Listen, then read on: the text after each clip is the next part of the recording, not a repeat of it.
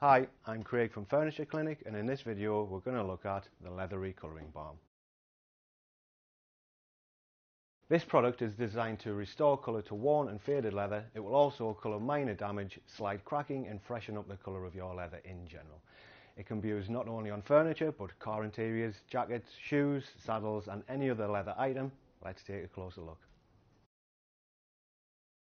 In order for the balm to work, the leather it's being applied to does need to be absorbent. The balm works by soaking into the fibre structure of the leather, so the colour is in the leather and not on the leather. This means it will not rub off onto your clothes. To check to see if your leather is absorbent, place a drop of water onto the surface of the worn or damaged area. If the water soaks in, it's obviously absorbent.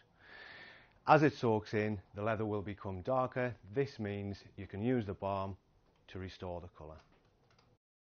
The balm is one of our easiest products to use. Simply grab an applicator sponge, get some balm on there and start rubbing it into the surface of the leather in a circular motion. When the leather has had a nice even coat of the balm, leave it for 10 to 15 minutes, which will allow the balm to soak in and dry. Ideally, you should really clean the leather before applying this. If the leather is particularly dirty, the dirt can prevent the balm from soaking into the leather. The next step is to grab a clean cloth and buff the leather, rotating the cloth as you go until there is no more colour transferring onto the cloth.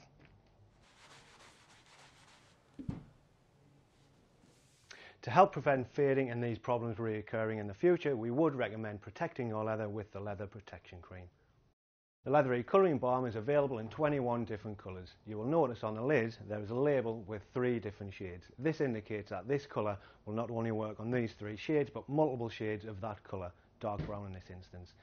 The balm simply blends in and enhances the colour of the leather which it is applied to. In addition, if you take a look at this piece, I've applied a second coat to this area which shows how multiple coats can also affect how the colour can be adjusted to match all shades of that colour.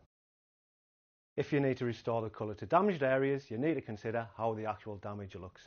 These areas need to be of a lighter colour than the surrounding non-damaged leather.